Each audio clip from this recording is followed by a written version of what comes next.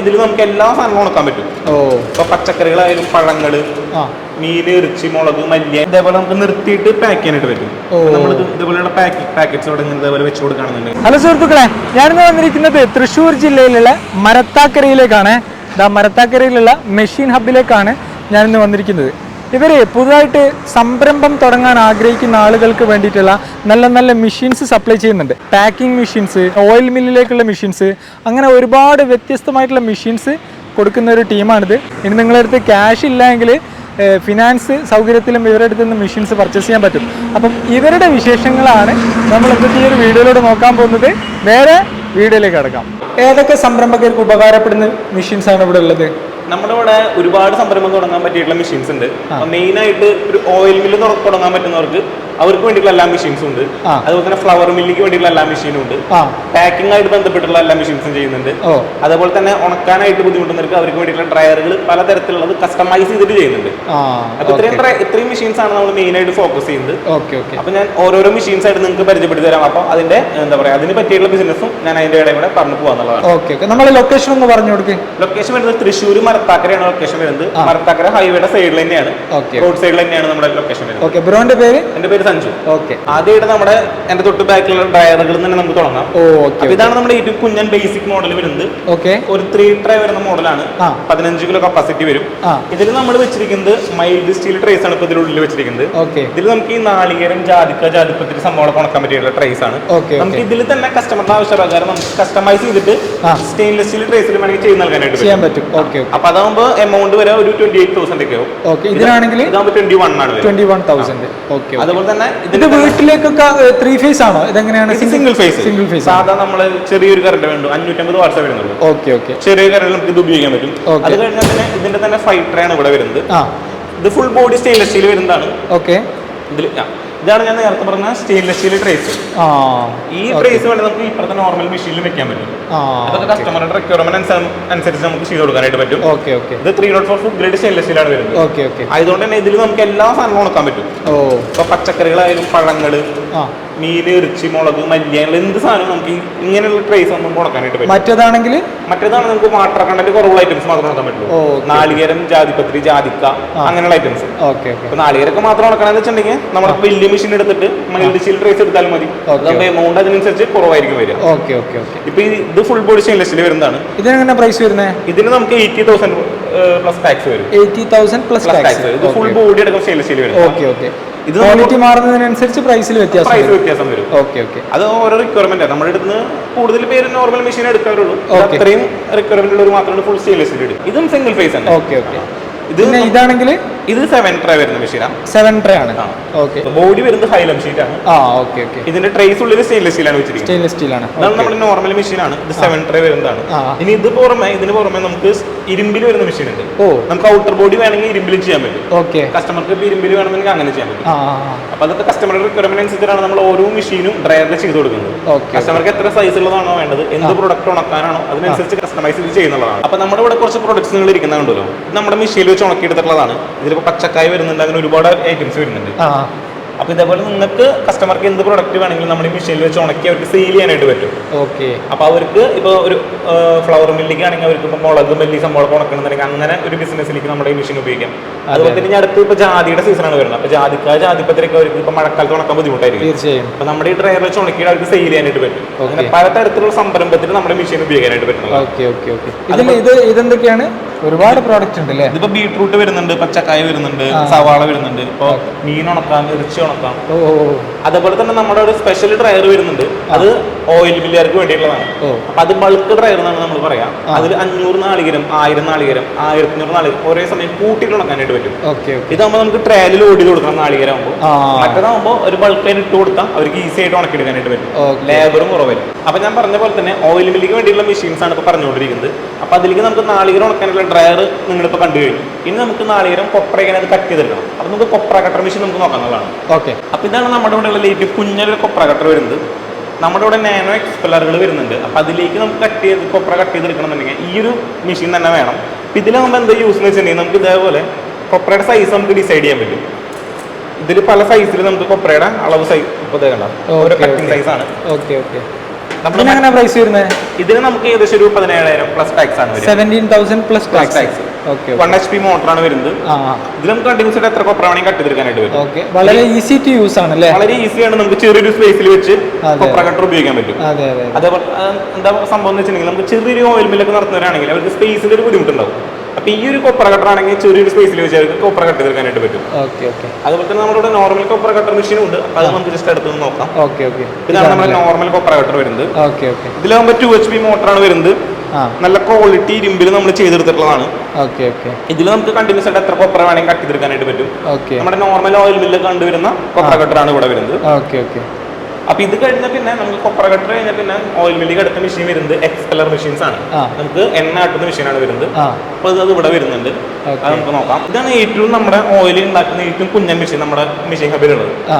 ഇതിൽ നമുക്ക് എന്താ പ്രത്യേക സംഭവം എന്ന് വെച്ചിട്ടുണ്ടെങ്കിൽ വീട്ടമ്മമാർക്കൊക്കെ വീട്ടിലിരുന്ന് ശുദ്ധമായിട്ടുള്ള വെളിച്ചെണ്ണ അവർക്ക് ഉണ്ടാക്കണമെന്നുണ്ടെങ്കിൽ വെളിച്ചെണ്ണയിലാണ് ഏറ്റവും കൂടുതൽ മായം ഇപ്പൊ കണ്ടുവരുന്നത്.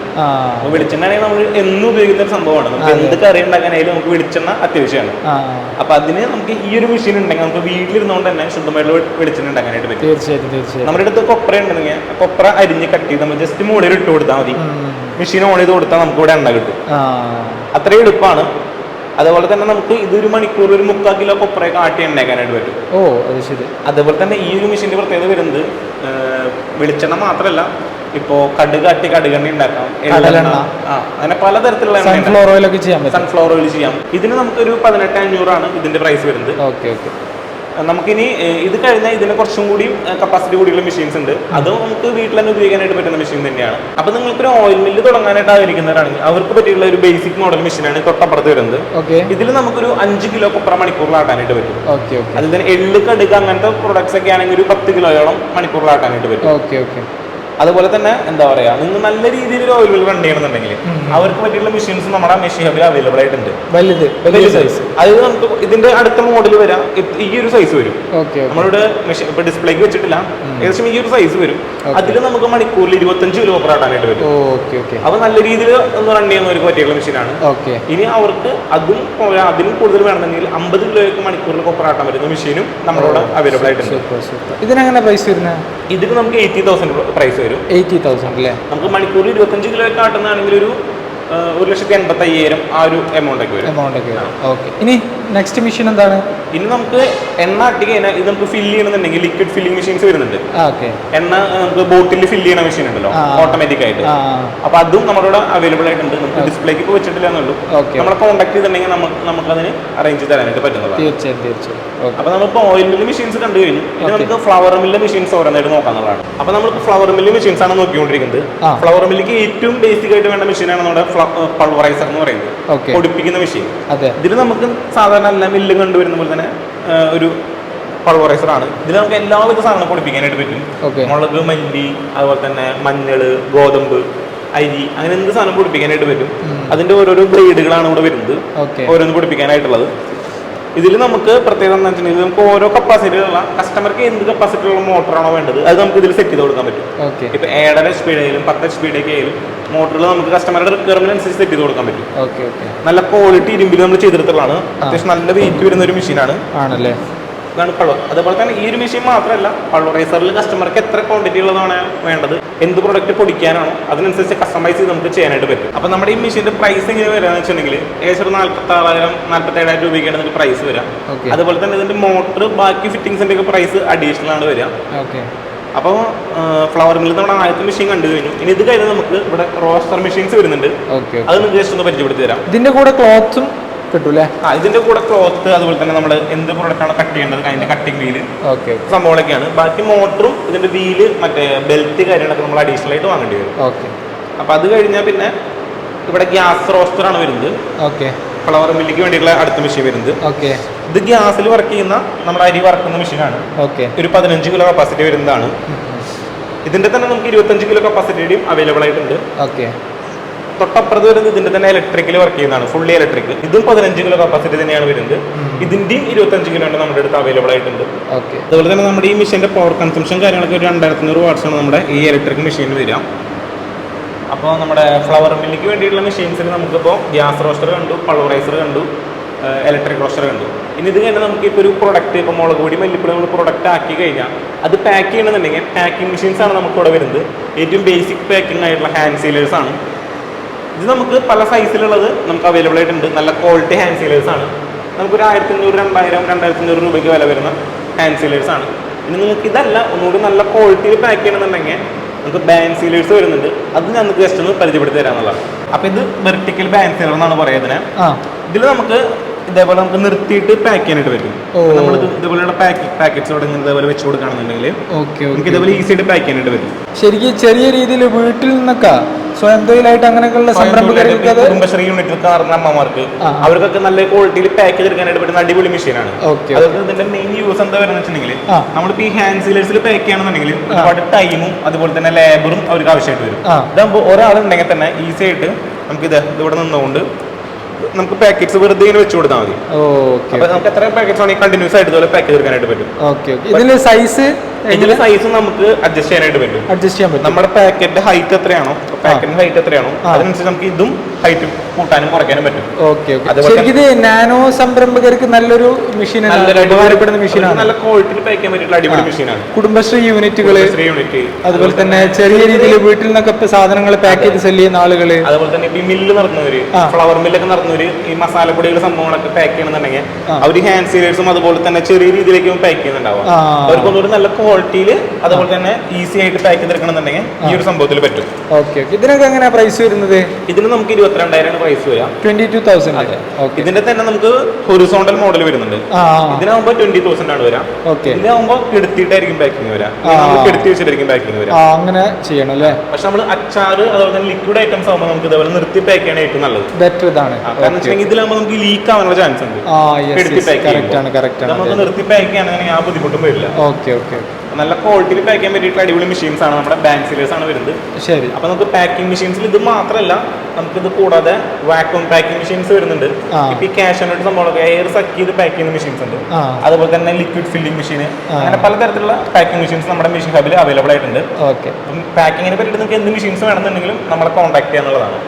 അപ്പൊ അടുത്ത മെഷീൻ വരുന്നത് വെജിറ്റബിൾ കട്ടറാണ്. നമുക്കിപ്പോൾ ഒരു ഹോട്ടൽ നടത്തുന്നവർക്കും അതുപോലെ തന്നെ കാറ്ററിംഗ് യൂണിറ്റ് നടത്തുന്നവർക്കും പറ്റിയുള്ള അടിപൊളി ഒരു മെഷീനാണ്. വെജിറ്റബിൾ കട്ട് ചെയ്യുന്ന മെഷീനാണ്. ഇതാണ് ഈ ഒരു കുഞ്ഞ മെഷീനാണ്. നമുക്ക് എന്ത് സൈസിലുള്ള വെജിറ്റബിൾ, എത്ര സൈസിലുള്ള വേണോ വെജിറ്റബിൾ കട്ട് ചെയ്യണോ അതിനനുസരിച്ച് കട്ട് ചെയ്യാൻ പറ്റും. അതിനനുസരിച്ചുള്ള കട്ടിംഗ് വീല് സംഭവങ്ങളൊക്കെ വരുന്നുണ്ട്. ഇപ്പോൾ നമുക്ക് സലാഡിന് ക്യാരറ്റ് അരിയാനും ബീട്രൂട്ടിന് അരിയാനൊക്കെ ഭയങ്കര ബുദ്ധിമുട്ടായിരിക്കും.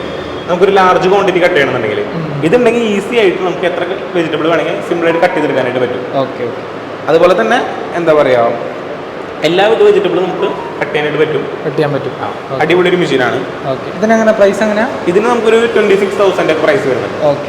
അപ്പോൾ ശരി, ഞാൻ നിങ്ങളുടെ നമ്പറും അഡ്രസ്സും കാര്യങ്ങളൊക്കെ വീഡിയോയുടെ താഴത്ത് കൊടുക്കാം. നമ്മളെ വ്യൂവേഴ്സോ കോൺടാക്ട് ചെയ്താൽ നല്ലപോലെ ഹെൽപ്പ് ചെയ്യണം. അതെ, കോൺടാക്ട് ചെയ്താൽ. നമ്മുടെ ലൊക്കേഷൻ ഒന്നുകൂടി പറഞ്ഞു കൊടുക്കുക. തൃശ്ശൂർ മരത്താക്കരയാണ് നമ്മുടെ ലൊക്കേഷൻ വരുന്നത്. നമ്മളെ ഹൈവേയുടെ തൊട്ടടുത്താണ്. ഹൈവേയുടെ സൈഡിൽ തന്നെയാണ് വരുന്നത്. മരത്താക്കര ഹൈവേയുടെ നെക്സ ഷോറൂമിന്റെ നേരെ ഓപ്പോസിറ്റ്. നമ്മുടെ നേരെ ഓപ്പോസിറ്റ് വരുന്നത് നെക്സ ഷോറൂമാണ്. അതിന്റെ നേരെ ഓപ്പോസിറ്റ് ആണ് നമ്മുടെ മെഷീൻ ഹബ് വരുന്നത്.